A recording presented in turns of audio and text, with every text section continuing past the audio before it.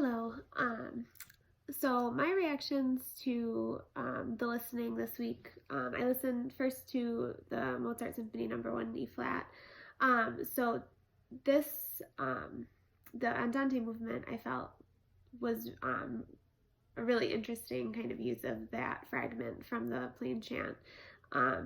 I liked how you kind of heard it right away when the woodwinds kind of came in. They had it in the beginning, and then he added texture to that with the strings, and he had some counterpoint in the cellos and basses. And then I liked how they all kind of came together in a more unified way for the ending of each phrase.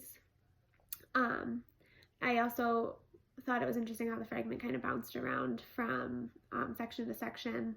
And I think at the one point the horns had it, and I thought that was really beautiful. And then I thought he used dynamics really well to emphasize the fragment in different ways, and he used call and response throughout the movement to kind of highlight the fragment in different ways. Like in the one part, the moving line, the Plainchant fragment was like a moving line in the woodwinds, and it was slow, and then it would be answered by the basses and the cellos. I thought that was cool. The Jupiter Symphony, I thought, was different in that it was a very different feeling in that symphony than in the Plainchant. But I heard the fragment right away in the strings, and again, he kind of used the same call and response kind of idea with kind of the strings opening with that fragment, and then that kind of bombastic opening with the full orchestra. Kind of contrasting that more subtle, kind of slower moving line in the strings. I liked how it was accompanied by counterpoint again in the brass and the low string instruments, so you'd hear the fragment and then you'd hear the lower string instruments kind of come in with a quicker moving line to contrast that. I thought overall that movement from that symphony was very stately, and it had like a really big presence to it, which I think, you know, is kind of indicative of the whole Enlightenment idea.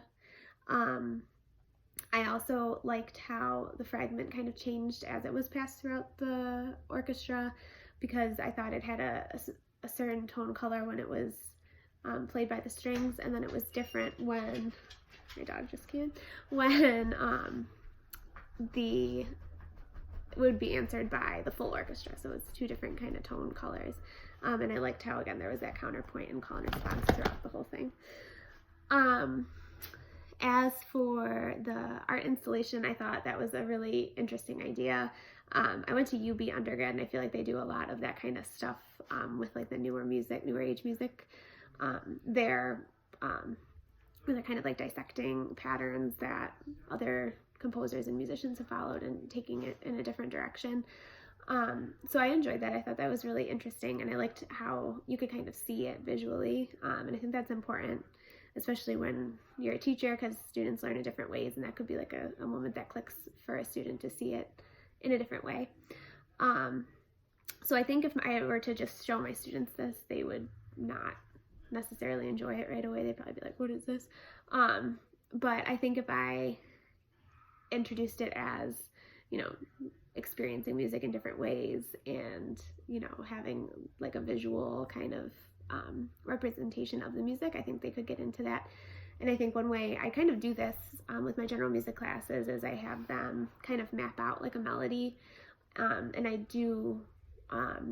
also do a unit where we talk about Beethoven, and we listen to his Fifth Symphony using a video I found on YouTube of all the pitches kind of like in different colors, so you can see how they're all kind of working together. So they do see that visual. So I think it would be kind of interesting to maybe apply that to, they could pick a piece of their own, maybe something they listen to, and kind of map out the way the melody moves around, or something kind of simple like that. So yeah.